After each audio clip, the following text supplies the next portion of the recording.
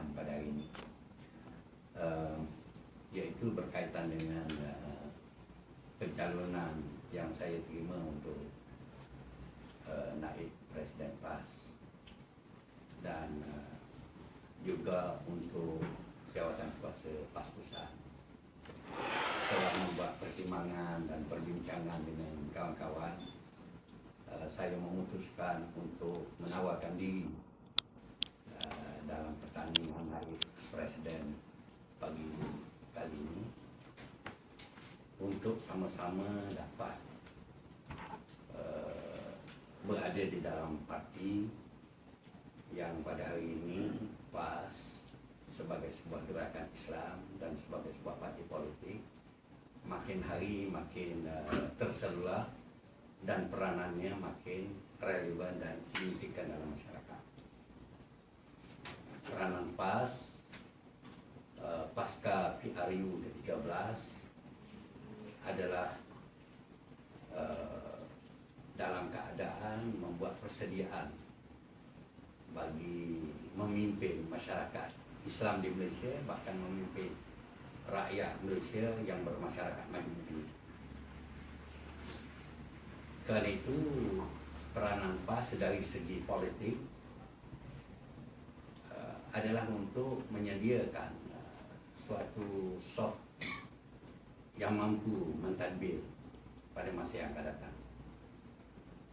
Dan kalau diberikan kesempatan pemerintah pada masa yang akan datang, mampu menguruskan pemerintahan dan mampu mentadbir. Dan PAS juga seharusnya berperanan untuk melakukan gerak kerja, dakwah dan pendidikan yang lebih berkesan. Kerana itu PAS mampu berada dalam masyarakat dan juga mendapat banyak ahli, menempuhkan lebih banyak cawangan, kerana dengan keahlian yang banyak dan cawangan yang banyak, PAS mampu berperanan di peringkat yang paling bawah. Begitu juga tidak kurang peranan PAS dari segi pembangunan sosioekonomi masyarakat. Dalam keseluruhan keadaan seperti ini, maka suatu gerakan bersifat pembangunan, pendidikan, dakwah dan tarbiyah mestilah berlaku secara menyeluruh untuk menyediakan sumber kekuatan hati dari segi manusia dan sumber kekuatan hati dari segi perkhidmatan kepada masyarakat dan sumber kekuatan hati untuk menghadapi cabaran lawan yang lebih mencabar. Peranan PAS dalam tarbiyah, peranan PAS di dalam pendidikan, peranan PAS di dalam dakwah adalah peranan yang paling asas sekali. Dan dia mesti terus dikembangkan. Tidak boleh peranan PAS itu dikurangkan. Dan peranan PAS dalam masyarakat Islam yang rata-rata kita tahu tidak kuat dari segi sosioekonomi mereka.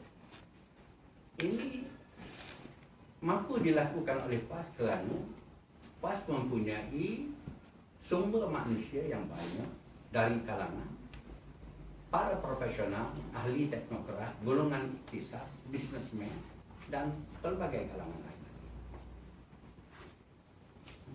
Kaedah-kaedah Islam dalam pembangunan sosial, dalam pembangunan ekonomi, melalui prinsip takaful, prinsip ta'awun, melalui sumbangan zakat dan sebagainya, merupakan kaedah yang boleh menggerakkan jihad ekonomi di kalangan masyarakat Islam bagi menyelesaikan permasalahan ekonomi. Melihatkan kepada keseluruhan peranan itu, kerusi yang PAS miliki sekarang sebanyak 21 buah akan dapat dilonjakkan sekiranya PAS berperanan yang baik dalam masyarakat. Dan sekiranya PAS diberikan kepercayaan. Kerana itu, kepimpinan PAS hendaklah bulat dan diperkasakan untuk menghadapi cabaran politik yang akan dihadapi oleh PAS yang akan lebih mencabar pada masa